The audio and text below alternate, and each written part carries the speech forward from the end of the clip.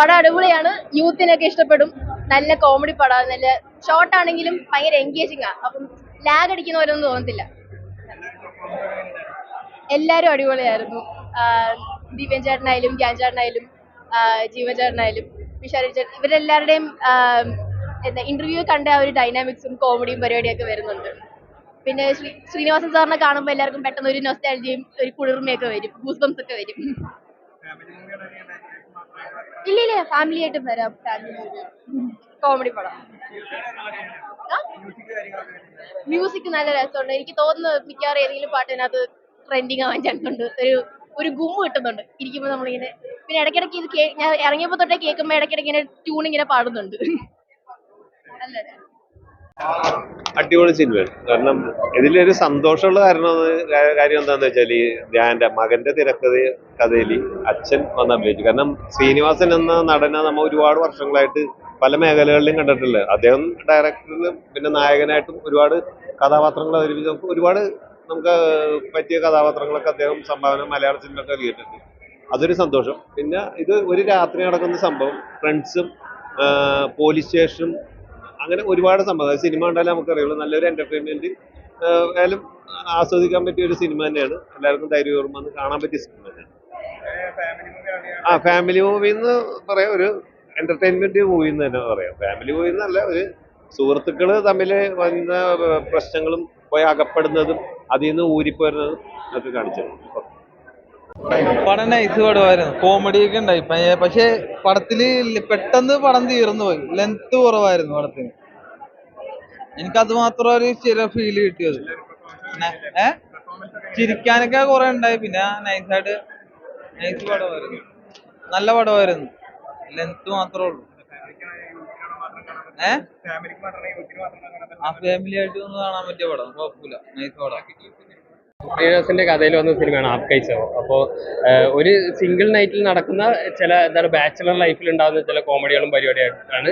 ഒരു ചെറിയ സിനിമയാണ്. ഞാൻ ഇന്റർവ്യൂലൊക്കെ പറഞ്ഞ പോലത്തെ ഒരു ചെറിയ സിനിമ. ഫസ്റ്റ് ഹാഫ് പക്ഷെ നമുക്ക് അതിനകത്ത് അങ്ങനെ കോമഡി വർക്കാവും. ആ സിറ്റുവേഷൻ ഒരു ബിൽഡപ്പ് ചെയ്യുന്ന ഇതായിരുന്നു. പക്ഷെ സെക്കൻഡ് ഹാഫിൽ ഇപ്പൊ പിഷാരടി അതുപോലെ അജു വർഗീസ് ഇവരുടെ ക്യാരക്ടേഴ്സ് ഒക്കെ വന്നിട്ട് സെക്കൻഡ് ഹാഫ് ഫുൾ ഒരു ഫണ്ണായിരുന്നു. ഒരു പോലീസ് സ്റ്റേഷനിലെ രംഗങ്ങൾ മുതൽ പടം നല്ല രസകരമായിട്ട് തന്നെ പോയി. അവസാനം ഇതിനകത്ത് ഒരു സന്തോഷം എന്ന് പറഞ്ഞാൽ നമ്മുടെ ശ്രീനിവാസനെ വീണ്ടും സ്ക്രീനിൽ കാണാൻ പറ്റി. വളരെ ഇമ്പോർട്ടൻ്റ് ആയിട്ടുള്ള ഒരു റോളും ഒരു ഇമ്പാക്റ്റ് ഉള്ള റോളും തന്നെയാണ് ശ്രീനിവാസൻ ഇതിനകത്ത് കൈകാര്യം ചെയ്തത്. മൊത്തത്തിൽ നോക്കിയാൽ ഒരു ബാച്ചിലേഴ്സിന് കണ്ടിരിക്കാൻ പറ്റുന്ന രസകരമായ ഒരു കോമഡി രംഗങ്ങൾ നിറഞ്ഞ ഒരു കുഞ്ഞു സിനിമയായിട്ടാണ് ആപ്കൈ സേവ് വന്നിരിക്കുന്നത്. ഈ ധ്യാൻ ബാബുവിനാണ് ഫസ്റ്റ് ഫൈറ്റിലടക്കം ഇത് ഗുണ്ടായിക്കില്ല പറ്റില്ല.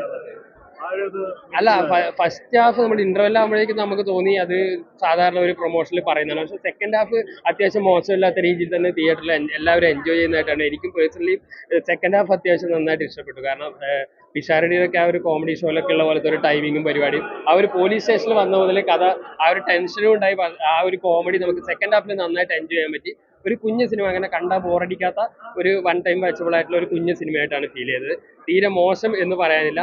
ജീവ നന്നായിട്ട് ജീവ, പിഷാരടി, അജു വർഗീസ് ഒക്കെ നന്നായിട്ട്, ധ്യാനെക്കാട്ടും കൂടുതൽ ധ്യാന്റെ കഥയിൽ ഇവർക്കാണ് കൂടുതൽ ഒരു ഇമ്പോർട്ടൻസ് വന്നിരിക്കുന്നത്. പ്രത്യേകിച്ച് പിഷാരടി അജു ഉള്ള പോലീസ് റോളാണ് ഒരു ലീഡ് പോലെ വന്നിരിക്കുന്നത്. സെക്കൻഡ് ഹാഫ് നന്നായിട്ട് ഇഷ്ടപ്പെട്ടു. പിന്നെ കണ്ടിരിക്കാവുന്ന കോമഡികളുള്ള ഒരു കുഞ്ഞു സിനിമയായിട്ട് വന്നിട്ടുണ്ട്. അല്ല, ഫാമിലിക്കല്ല, അത് 16+ അങ്ങനെ എന്തോ പറയുന്നുണ്ടല്ലോ. കാരണം കുറച്ചൊരു ഒഫൻസീവ് ആയിട്ട് നമുക്കറിയാലോ, ബാച്ചിലേഴ്സ് ആയിട്ടുള്ള എല്ലാ തരികിടകളും അതിലുണ്ടാവുന്ന ഒരു പെട്ടുപോകുന്ന ഒരു സീനും അങ്ങനെയൊക്കെയാണ്. പക്ഷെ അത് കോമഡി ആയിട്ട് കണ്ടാൽ കാണാം. പക്ഷെ ചിലപ്പോൾ ഇത് നമ്മളിപ്പോൾ ഉള്ള സിനിമകൾ തന്നെ വയലൻസ് കൂടുതലാണെന്നൊക്കെ പറയുന്ന പോലെ ഇതുപോലത്തെ കുറച്ച് ഡ്രിങ്ക് അങ്ങനത്തെ പരിപാടി, ബാച്ചിലേഴ്സിന്റെ പരിപാടികളൊക്കെ ഉണ്ട്. ആ സിനിമാറ്റിക് രീതിയിൽ കണ്ടു കഴിഞ്ഞാൽ എൻജോയ് ചെയ്യാൻ പറ്റുന്ന കോമഡികളുള്ള ഒരു കുഞ്ഞു സിനിമയാണ് ആപ്കൈ ചോ. നല്ല സിനിമയായിരുന്നു.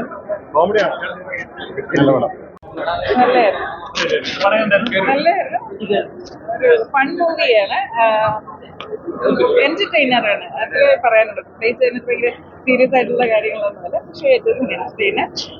കുറച്ച് പിന്നെ കൂടുതലും ആണുങ്ങൾ കണ്ടു ചേർന്നുള്ള ഒരു സംഭവം മാത്രമാണ്. അത് ധ്യാൻ ഇന്റർവ്യൂസിലൊക്കെ പറഞ്ഞതുപോലെ ഒരു രാത്രിയിൽ സംഭവിക്കുന്ന ടെൻഷനടി സംഭവിക്കുന്ന കുറച്ച് കാര്യങ്ങൾ. പിന്നെ അത് സീരിയസ് ആയി, അതെങ്ങനെ സീരിയസ് ആയി പോകുന്നു, ജീവിതത്തിന്റെ ഒരു ചേഞ്ച് വരുത്തുന്നതും, പിന്നെ അത് ആ കൺഫ്യൂഷൻ മാറി എല്ലാം ശരിയാകുന്നതുമാണ്. എനിക്ക് തോന്നുന്നു ഒരു റിയൽ സംഭവത്തിനെ ബേസ് ചെയ്തിട്ടാണ് ഇത് ചെയ്തിട്ടുള്ളതെന്ന് പറഞ്ഞിട്ടുണ്ടായിരുന്നല്ലോ. അപ്പൊ അതിനെ കുറച്ച് ചിലപ്പോൾ എൻഡിൽ കുറച്ച് സിനിമാറ്റിക് ആയിട്ട് കാണിച്ചിട്ടുണ്ടാവും. സോ ബേസിക്കലി എന്റർടൈനർ ആണ്, ഫൺ മൂവിയാണ്, ഇഷ്ടമായി. അതെ, ആണല്ലോ, അതിന്റെ ഒരു രസം ഉണ്ടായിരുന്നു. ഫൺ മൂവി ആയിരുന്നു എന്ന് പറയുന്നതായിരിക്കും ഏറ്റവും നല്ലത്. ഭയങ്കര ഒരു സീരിയസ് ആയിട്ട് കാര്യങ്ങൾ പെട്ടെന്ന് വളരെ ക്രിസ്പായിട്ട് കാണിച്ചു തീർത്തു. നമുക്ക് പെട്ടെന്ന് കുറച്ചു നേരം എന്താ ചിരിച്ച് സന്തോഷമായിട്ടിരുന്ന് വരാം. പിന്നെ സ്ത്രീകളുടെ റോള് ഒന്നും വലുതായിട്ട് പറയാനില്ല. കൂടുതലും ധ്യാനും ഫ്രണ്ട്സും കൂടെ ഉള്ള ആ ഒരു രണ്ടു മൂന്ന് പേര് വന്നു പോകുന്നുണ്ട്. ആവറേജ് മൂവി ഇടും, വേറെ പ്രത്യേകിച്ചൊന്നും ഇല്ല കേട്ടോ. എന്ന് വെച്ചാൽ ഒരു വൺ ടൈം വാച്ച് മൂവി അത്രേ ഉള്ളൂ. ഫാമിലി മൂവി എന്നല്ല, ഒരു വിഷാരടി കൊള്ളാം. ബാക്കി എനിക്ക് വലിയ ഇതില്ല, ആവറേജ് ഉള്ളൂ കേട്ടോ. പടം ആവറേജ് ഉള്ളൂ. എന്തോലൊക്കെ അവരെ തീരെ ഇതായിട്ട് വിഷാരടി വരുന്നതോടെ പടച്ചിരുന്നു കുറവണായത്. കുഴപ്പമില്ല, ഇല്ല അതിനകത്തൊന്നും ഇല്ല. അതൊരു സ്ക്രിപ്റ്റൊക്കെ വേറെ ഉള്ളൂ. മറ്റേ അതൊക്കെ പണ്ടത്തെ പടങ്ങൾ പോലെയൊന്നും ഇല്ല. ആവറേജ് പടം. അല്ല, പുള്ളി അതേ ഉള്ളൂ. പുള്ളിയുടെ അടുത്ത ഇന്നലെ അതുപോലെ തന്നെ ഇന്നും അതുപോലെ തന്നെ ആവറേജ് ഇല്ല. ഒരു ഇത് ഒരു വൺ ടൈം പശ്ചാത്തലം വിഷാരടി കൊള്ളാം. വേറെ എനിക്കൊന്നും ക്ലിക്കായില്ല കേട്ടോ.